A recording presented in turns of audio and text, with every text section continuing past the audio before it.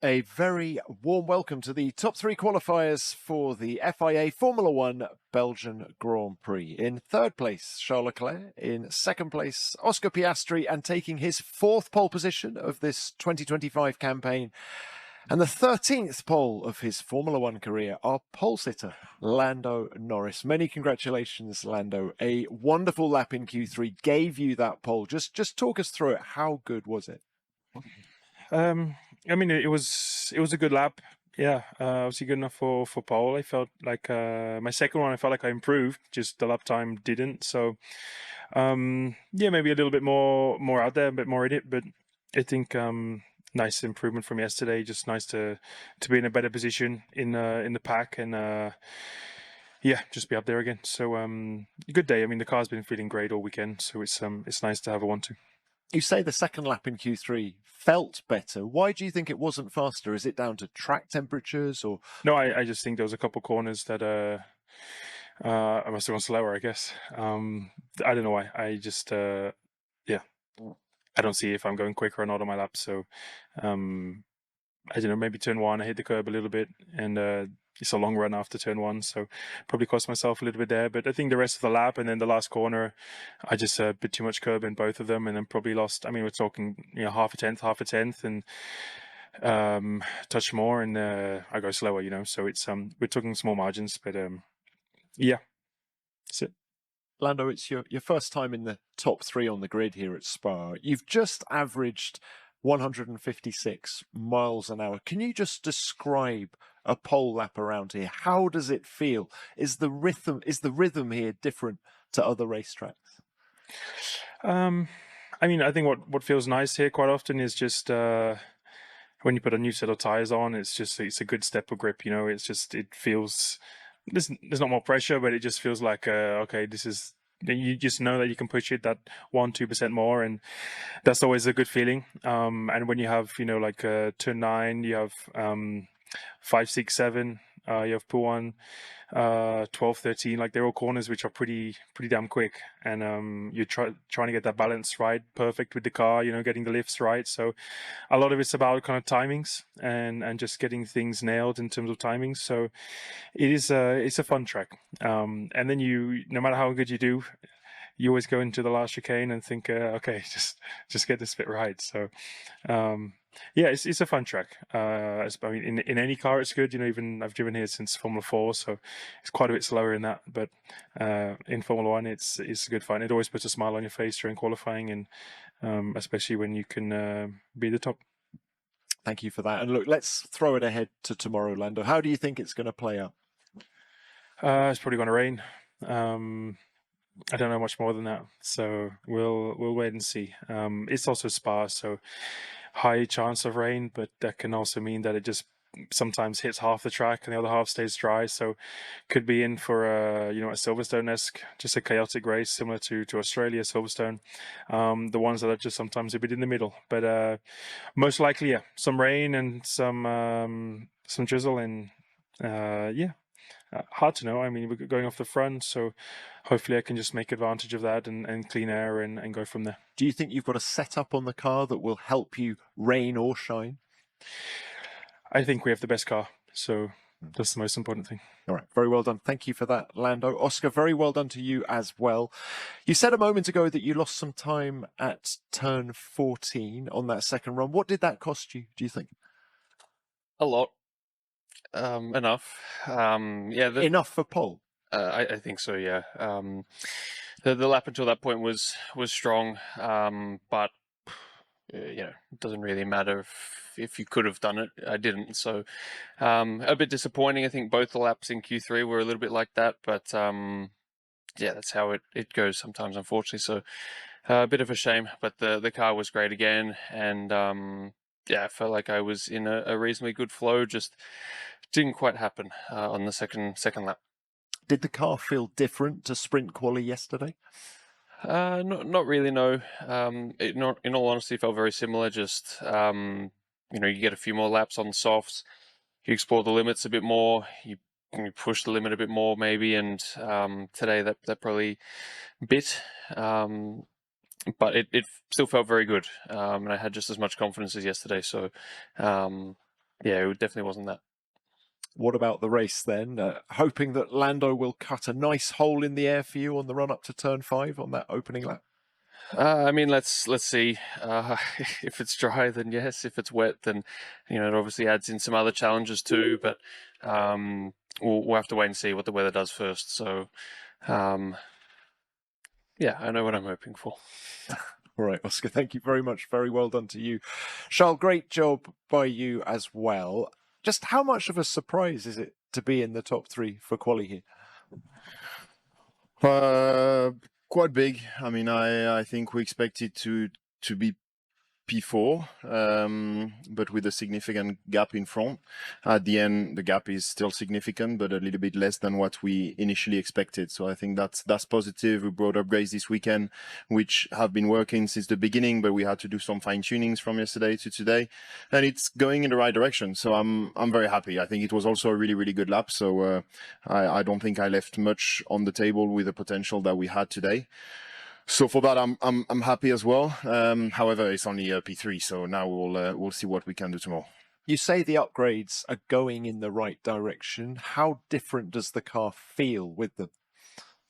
A little bit, but then I think, as always, and especially when we, for our team, everything is hyped up a lot. So yes, it's an upgrade and it's a step in the right direction, but we are still speaking about very fine differences over a whole lap. So it feels a little bit different and it's going in the right direction. And again, that's thanks to the hard work that the whole team has done back at the factory. Unfortunately for us, McLaren has also brought a few things this weekend and seem to have done a small step in the right direction as well. So it's very difficult to close the gap, but I think we are doing a good job as a team and we just need to keep working.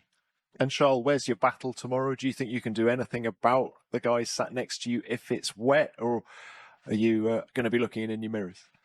I mean, wet weather, we were speaking about it in the last race weekend. I don't think is a strength for our car at the moment. We are really struggling. But having said that, every weekend is different. We'll learn from the past and see what's possible tomorrow. I will only be able to tell after the first 3 laps to see where we are, but I'll try to look forward before looking in mirrors. All right. Thank you very much for that. Let's now open this to the floor. Do we have any questions, please? Name and publication.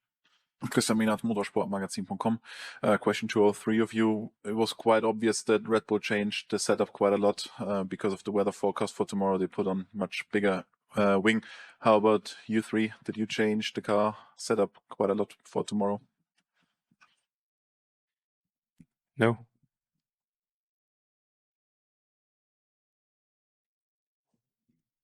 Didn't change it either.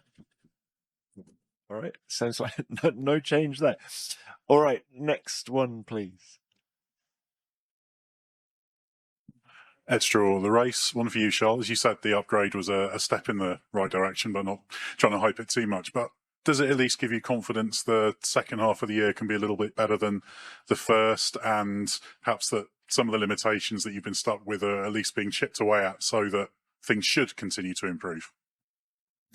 Yes and no. I mean, I think it's definitely going in the right direction once again, as I was saying. However, like compared to the McLaren, I think we are probably average 3-4 tenths behind in qualifying.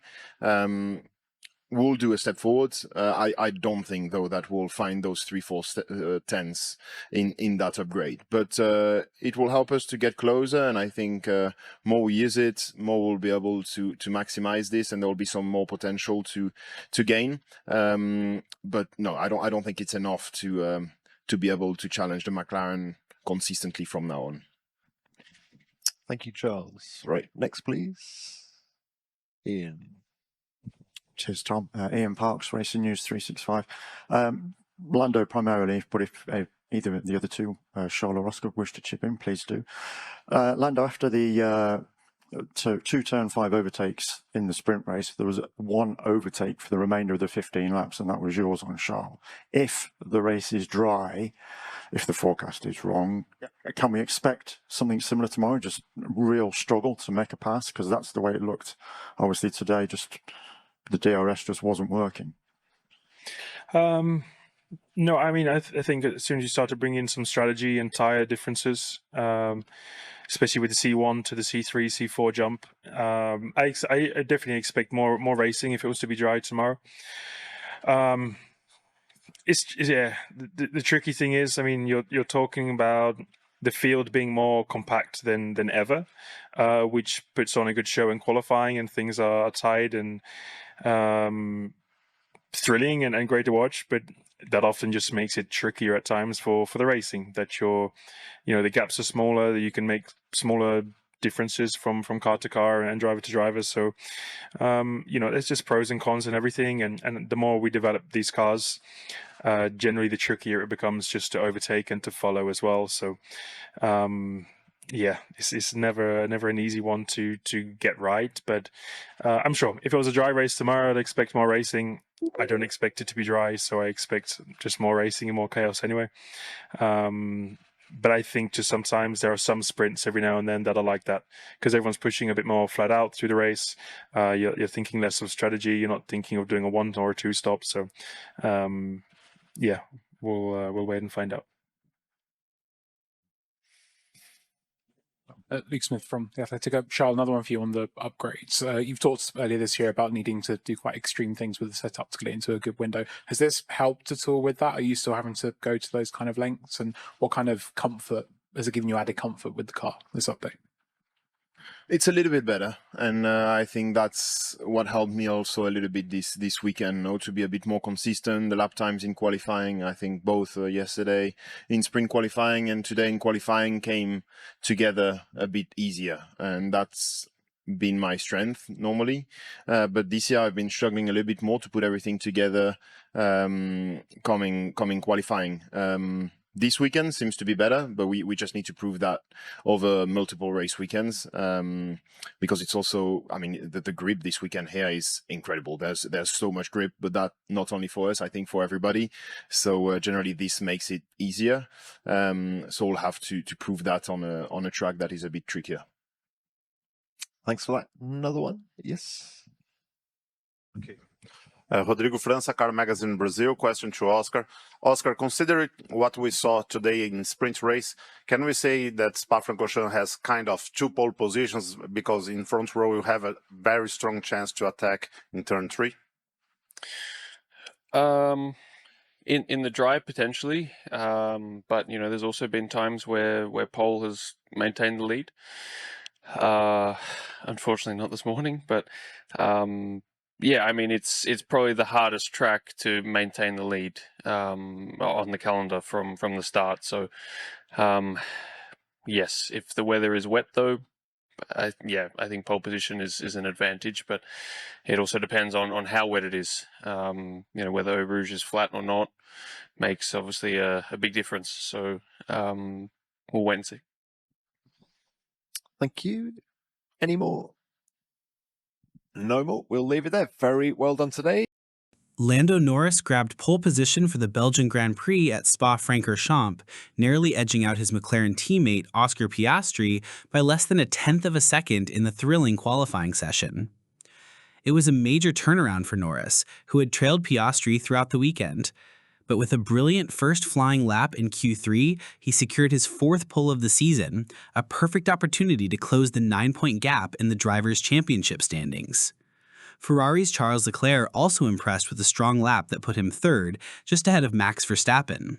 The reigning world champion struggled to match the pace of the McLarens after making a downforce-heavy setup change that didn't quite pay off. Meanwhile, it was another day to forget for Lewis Hamilton.